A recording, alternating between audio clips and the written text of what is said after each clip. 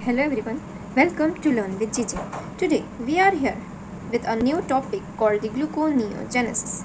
So guys, आज हम यह बात करेंगे कि ग्लूकोनियोजेनेसिस होता क्या है. ठीक है, ये ग्लूकोनियोजेनेसिस जो होता है ये एक बायोकेमिस्ट्री का टॉपिक है, एक पिलर हम कहेंगे इसे, जो कि मेडिकल एग्ज़ाम्स में बहुत ज़्यादा इंपॉर्टेंट रोल प्ले करता है. ठीक है, तो ये समझना बहुत ज़रूरी है. तो चलते हैं सीधा टॉपिक पर. यहाँ पे अगर हम देखें तो पहले समझते हैं कि नाम का क्या मतलब है, ग्लूकोनियोजेनेसिस का क्या मतलब है. ग्लूको का मतलब होता है ग्लूकोज, नियो का मतलब होता है न्यू, और जेनेसिस का मतलब होता है फॉर्मेशन, नए ग्लूकोज का फॉर्मेशन. ठीक है, लेकिन नए ग्लूकोज का फॉर्मेशन क्यों, कैसे और किस लिए और कब ज़रूरत पड़ती है नए ग्लूकोज के फॉर्मेशन की. तो आज हम यही ग्लूकोनियोजेनेसिस का पूरा होल पाथवे को समझेंगे. इसमें 3 जो एंजाइम्स होती है वो इरिवर्सिबल होती है, हमें वो समझना होगा. वो किस लोकेशन में होती है, कहाँ पर होती है सेल में, ये सारी चीज़ हम इस पूरे वीडियो में डिटेल में समझेंगे. ठीक है, सबसे पहले अगर हम देखें तो जो हमारा ब्रेन होता है वो कंज्यूम करता है 120 grams of the glucose per day. हमारे ब्रेन को पर डे 120 ग्राम्स ग्लूकोज की ज़रूरत पड़ती है. ठीक है, और ग्लूकोज खुद ब्रेन नहीं बना सकता. ठीक है, और आरबीसीज जो होते हैं वो तो 100% जो होते हैं वो डिपेंड करते हैं ग्लूकोज के ऊपर में, क्योंकि उनके पास में खुद का माइटोकॉन्ड्रिया नहीं होता. अगर माइटोकॉन्ड्रिया नहीं होगा तो वो खुद से अपना ग्लूकोज का फॉर्मेशन नहीं कर सकते. ठीक है, वो टोटली डिपेंडेंट होते हैं ग्लूकोज के ऊपर में, और रेडीमेड ग्लूकोज चाहिए होता है. ठीक है, यहाँ पे अगर हम देखें कि एक क्वेश्चन आता है कि Y gluconeogenesis is triggered.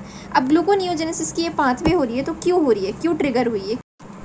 Prolong fasting हो जाती है. ठीक है, स्टारवेशन हो जाता है, बहुत ज़्यादा आप रात भर से भूखे हो अगर, तब जाके आपकी बॉडी जो होती है वो ग्लूकोनियोजेनेसिस करती है, मतलब कि नए ग्लूकोज का फॉर्मेशन करती है. अभी हम इसको और डिटेल में समझेंगे. इंटेंस एक्सरसाइज अगर आपने की है बहुत ज़्यादा, आपके ब्लड में अब ग्लूकोज बचा ही नहीं है. ठीक है, एनर्जी पूरी यूज़ हो गई है. और यहाँ पे क्या है, after overnight fasting 8 to 12 hours, अगर से आप रात भर सो के उठे हो 8 से 12 आवर्स में, और उस टाइम तक के आपने कोई भी मील नहीं ली है, तो आपके ब्लड के अंदर में कोई भी ग्लूकोज नहीं गया. ठीक है, अगर ग्लूकोज नहीं गया तो आपकी जो बॉडी है वो ग्लाइकोजन पे शिफ्ट हो जाती है एनर्जी के लिए. ठीक है ना, ब्लड के अंदर में ग्लूकोज को लाना बहुत ज़रूरी है, तो वो ग्लाइकोजन को ब्रेक करती है लिवर में से, और ऐसे ही अपना सोर्स ऑफ ग्लूकोज को यूज़ करती है वो.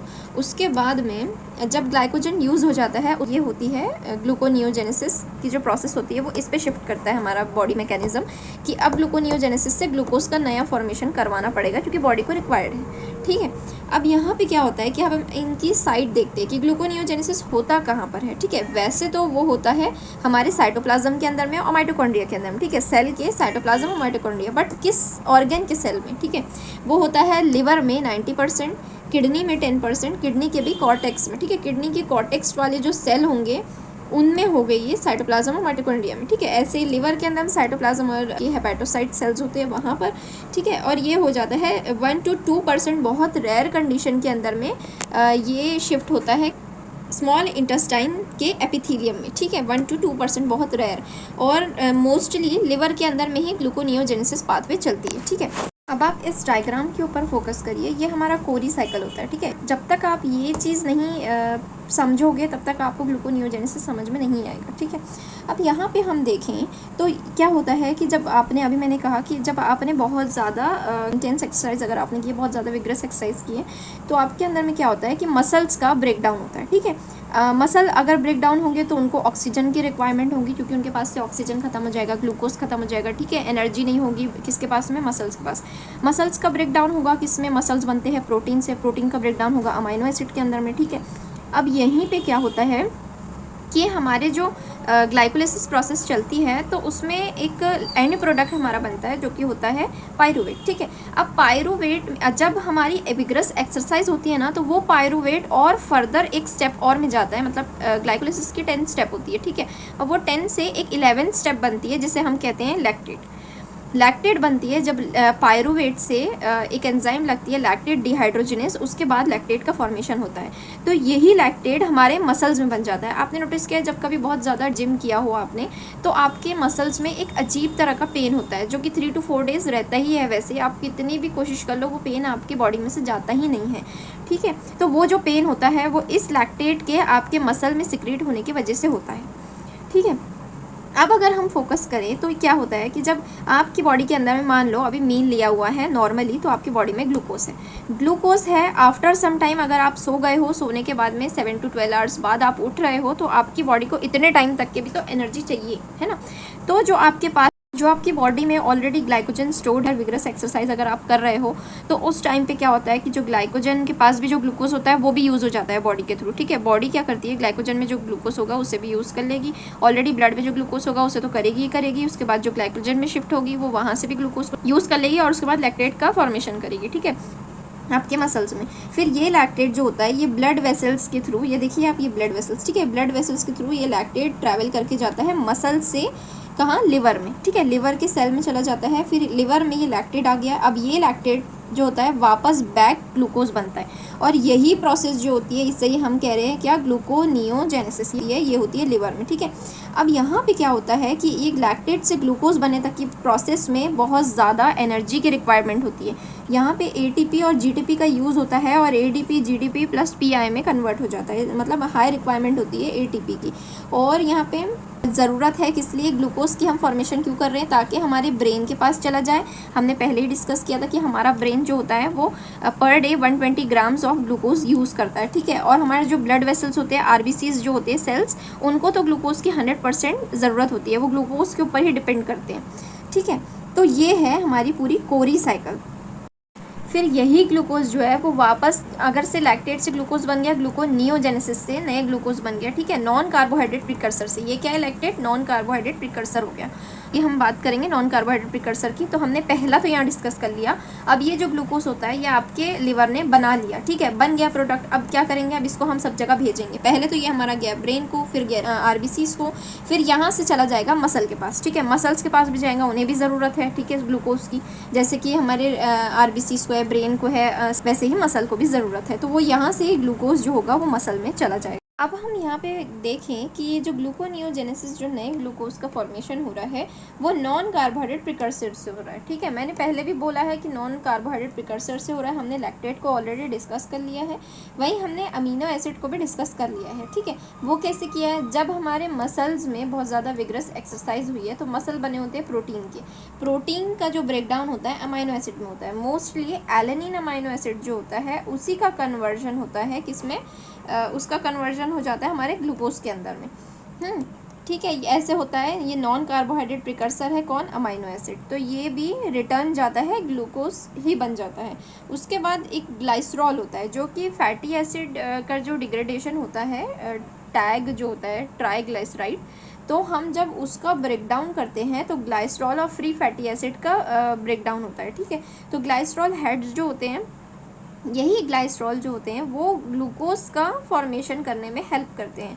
अब ग्लूकोज का न्यू फॉर्मेशन करना है, जैसे कि हमने मील ले ली, मील लेके डायरेक्ट हमें ग्लूकोज मिल गया, ठीक है। लेकिन अगर हमने कोई मील नहीं लिया और हमारी बॉडी के अंदर से ही कोई चीज़ का यूज़ करना पड़ रहा है, उसके बाद वो ग्लूकोज को बनाना है, तो किसी चीज़ की तो ज़रूरत है ना, बिल्डिंग के लिए, बिल्डिंग बनाने के लिए ब्लॉक्स की तो ज़रूरत होगी।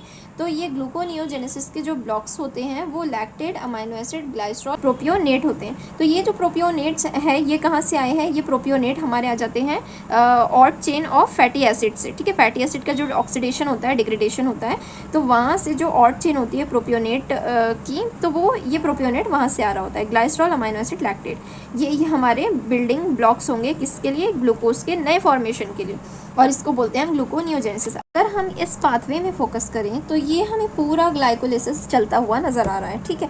लेकिन ये ग्लाइकोलिसिस इस साइड से बोला है, लेकिन इस साइड से क्या बोला है, ग्लूकोनियोजेनेसिस, ठीक है।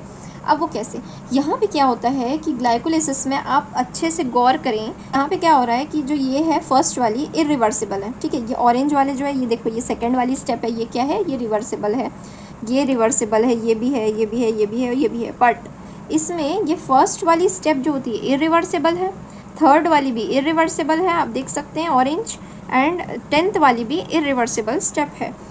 तो जब हम ये इरिवर्सिबल स्टेप देख रहे हैं, अब मैं ये कह रही हूँ कि ग्लूकोनियोजेनेसिस जो है वो ग्लाइकोलिसिस का रिवर्स पाथवे है, अगर आपको ग्लूकोज बनाना है तो आपने पायरुवेट का या लैक्टेट का यूज़ करना होगा, ठीक है। अगर मैं यहाँ पे एक और स्टेप ऐड कर दूँ तो यहाँ पे अगर मैं लैक्टेट लिखती हूँ और फिर उसे बैक ऊपर ले जाती हूँ तो वो पायरुवेट बन जाता है, ठीक है, लैक्टेट डिहाइड्रोजनेज एंजाइम से। फिर ये जो पायरुवेट है ये रिटर्न जाता है पेप में। पेप से बनता है 2 फॉस्फोग्लिसरेट, फिर 3 फॉस्फोग्लिसरेट, फिर 1,3 बिस फॉस्फोग्लिसरेट, फिर उसके बाद में बन जाता है ग्लिसरॉल्डिहाइड 3 फॉस्फेट, ठीक है। फिर fructose 1,6 bis phosphate, fructose 6 phosphate, glucose 6 phosphate, फिर ग्लूकोज का फॉर्मेशन होता है। लेकिन अगर से ये 3 स्टेप जो है अगर ये इरिवर्सिबल है तो ये कैसे फिर वापस रिटर्न होगी साइकिल, ये क्वेश्चन आ रहा होगा ना आपके भी दिमाग में। क्वेश्चन आना चाहिए कि ये जो अगर ये ग्लाइकोलिसिस में इरिवर्सिबल है तो ये रिटर्न कैसे जाएगी, है ना। तो ग्लूकोनियोजेनेसिस जो होता है जब इसे परफॉर्म करना होता है हमारे बॉडी के सेल्स ने, तो यहाँ पे 3 स्टेप्स जो इरिवर्सिबल है वहाँ पे एक न्यू एंजाइम्स का यूज़ होता है। अब आप ये देखिए कि ये जो ग्लाइकोलिसिस है ये कहाँ चलता है, ये हमारे साइटोसोल के अंदर में चलता है, ठीक है।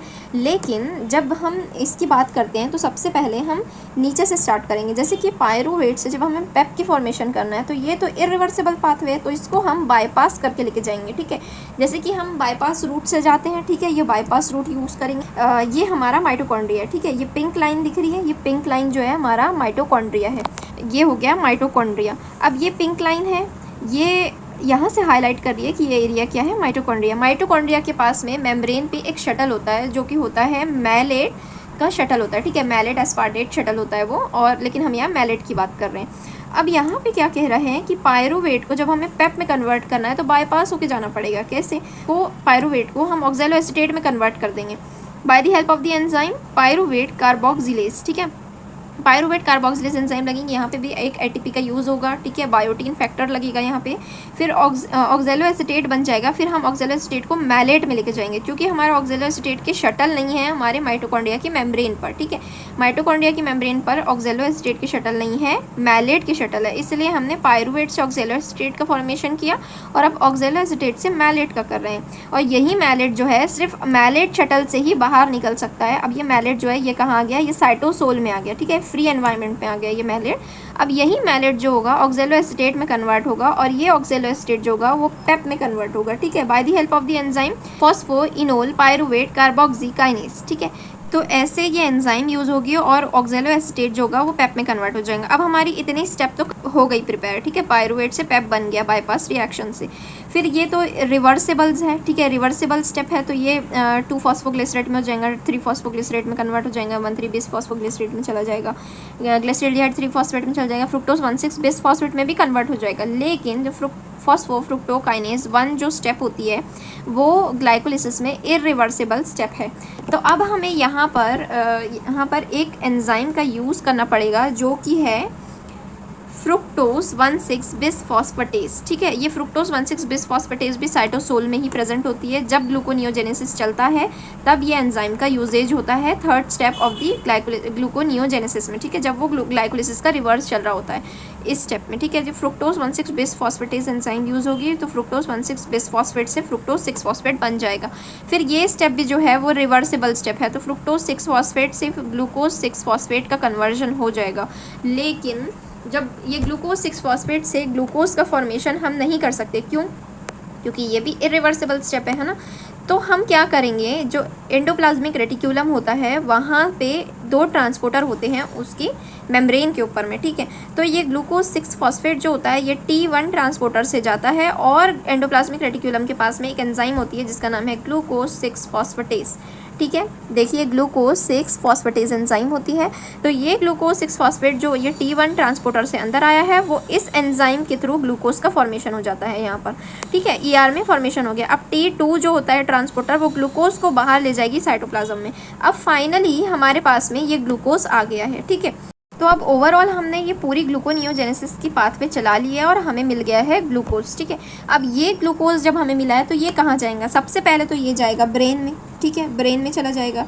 फिर ये जाएगा RBCs के पास चला जाएगा, ये मसल्स के पास में चला जाएगा। जहाँ जहाँ रिक्वायरमेंट होगी ये ग्लूकोज वहाँ जाके रिक्वायरमेंट फुलफ़िल करेगा, ठीक है। तो यही होता है ग्लूकोज का न्यू फॉर्मेशन, ग्लूकोनियोजेनेसिस, ठीक है। So thank you for watching till the end, stay tuned with us for more biochemistry pathways. So guys, if you find the video is helpful, so please like, share and comment. If you have any doubt related this topic, you can drop a comment.